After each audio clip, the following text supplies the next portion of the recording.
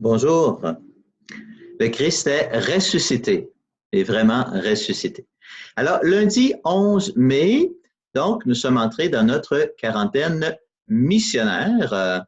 Et aujourd'hui, je vais partager avec vous un élément extrêmement important de la mission qu'on appelle le témoignage.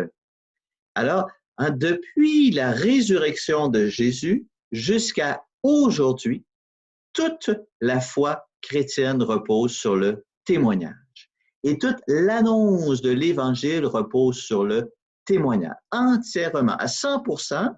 Et ce qui est encore plus bouleversant, c'est que toute l'annonce de l'Évangile repose sur notre témoignage. Et c'est ça qui, dans l'Évangile d'aujourd'hui, va bouleverser les apôtres et va susciter une question de la part de l'apôtre Jude, qu'on ne connaît pas beaucoup. Alors, on regarde ensemble ce texte-là. Alors, je vous rappelle que à partir d'aujourd'hui jusqu'à la Pentecôte, jusqu'au 31 mai, tous les jours, on va lire dans l'Évangile un extrait du discours d'adieu de Jésus, qu'on retrouve dans les chapitres 14, 15, 16, 17 de l'Évangile de Saint Jean. Donc, on aura tous les jours en première lecture les Actes des Apôtres et tous les jours à l'Évangile un extrait du discours d'adieu. Donc, on dit ceci, Jésus disait, donc celui qui reçoit mes commandements et les garde, c'est celui-là qui m'aime. Celui qui m'aime sera aimé de mon Père. Moi aussi, je l'aimerai et je me manifesterai à lui. Jude, non pas Judas l'Iscariote, mais Jude lui demanda, Seigneur, que se passe-t-il? Est-ce à nous que tu vas te manifester et non pas au monde? Est-ce à nous que tu vas te manifester et non pas au monde? Et en fait, la question de Jude, c'est aussi notre question à nous.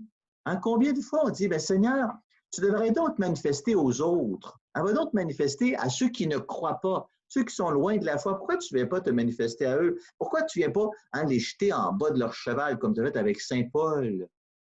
Et Jésus qui dit non. Je ne me manifeste pas, je ne me manifeste pas à ceux qui ne croient pas pour les obliger à croire. Je me manifeste à ceux qui croient afin que par votre témoignage, ceux qui ne croient pas parviennent à la foi. Je ne me manifeste pas à ceux qui ne m'aiment pas, dit Jésus. Je me manifeste à ceux qui m'aiment afin que par votre témoignage, ceux qui ne m'aiment pas en viennent à m'aimer. Vous voyez, c'est extraordinaire, c'est bouleversant, la nécessité du témoignage. Le Seigneur, avec un infini respect, ne nous oblige pas à croire, ne nous oblige pas à l'aimer et ne nous oblige pas à témoigner. Mais nous devons avoir cette conscience de la nécessité du témoignage. Les apôtres avaient une conscience très vive de la nécessité du témoignage. Depuis le début des Actes des Apôtres, combien de fois on a entendu, entre autres, Pierre dire, nous sommes les témoins de tout cela. Jésus ressuscité ne s'est pas manifesté à tout le peuple, mais à nous qui avons été choisis d'avance pour être ses témoins. Jésus ressuscité aurait pu se manifester à tout le monde? Non.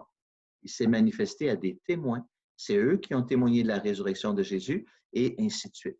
Et c'est vrai, même pour Saint Paul, vous savez, des fois, on a l'impression que, bon, Saint Paul, le Seigneur s'est manifesté directement à lui, mais c'est aussi un témoignage. D'abord, si Saint Paul s'est converti, c'est parce que préalablement, il avait eu le témoignage d'Étienne. Il avait assisté à la mort d'Étienne et cela l'avait bouleversé. Cela avait préparé son cœur. Et Saint Paul demeure un témoin. Ce qu'il a vécu, les autres compagnons étaient avec lui, mais c'est juste Saint Paul qui l'a vécu. Les autres, tout ce qu'ils peuvent dire, c'est Paul a vécu quelque chose. Paul a été jeté à terre, Paul est devenu aveugle pendant 3 jours, la vie de Paul a été transformée. Les autres, ils constatent cela. Un constat, ce n'est pas un témoignage. Seul Paul peut témoigner de ce qu'il a vécu. Et dans les étapes de la croissance spirituelle, l'étape qu'on appelle la conversion, la rencontre avec Jésus, elle est toujours précédée de la rencontre avec des témoins. Alors, nous sommes appelés à être des témoins. Alors, je vous propose un petit exercice. Donc, dans la quarantaine missionnaire, il y aura des exercices pour que vous ne fassiez pas juste écouter, mais que vous travaillez un peu. Donc, l'exercice d'aujourd'hui, c'est ceci. Qui a été pour moi un témoin du Christ et de l'Évangile par sa vie et par ses parole. Donc, on regarde dans notre vie qui est-ce qui, pour nous, a été un témoin. Ça peut être la même personne qui a été témoin par sa vie et ses paroles. Des fois, c'est différent. Des fois, il y a une personne qui a été témoin par ses paroles. Quelqu'un a dit ça m'a vraiment interpellé. Une autre a été témoin plus par sa vie. Donc, qui a été témoin pour moi? Et moi, pour qui est-ce que j'ai été un témoin du Christ et de l'Évangile? Par mes paroles et par ma vie. Donc, ça, c'est l'exercice. On peut simplement faire cet exercice-là, un petit regard, pour qu'on prenne conscience que dans notre vie, il y a des témoins, qu'on prenne conscience que nous, on a pu être témoins pour les autres. Et si on veut aller plus loin, je partage mes réponses avec une ou deux autres personnes. Parce que le but de notre quarantaine missionnaire, c'est qu'on s'habilite à partager entre nous sur notre foi. Et si on veut aller plus loin encore, donc si possible, je contacte un témoin pour le remercier de ce qu'il a été pour moi. Donc, je contacte une personne et quand je lui dis, je veux te remercier parce que tu as été pour moi un témoin dans ma vie de telle et telle manière. Vous voyez? Alors, petit exercice, donc pour prendre conscience de l'importance du témoignage, concrètement, qui a été témoin dans nos vies et concrètement, pour qui est-ce qu'on a été témoin. Alors, je vous accompagne, moi, toujours de ma bénédiction, que cette bénédiction vous accompagne aussi dans votre exercice. Et bien sûr, si vous voulez partager avec moi les résultats de votre exercice, ça me fait toujours plaisir. Donc, que le Seigneur vous bénisse au nom du Père, du Fils et du Saint-Esprit. Amen. Alléluia.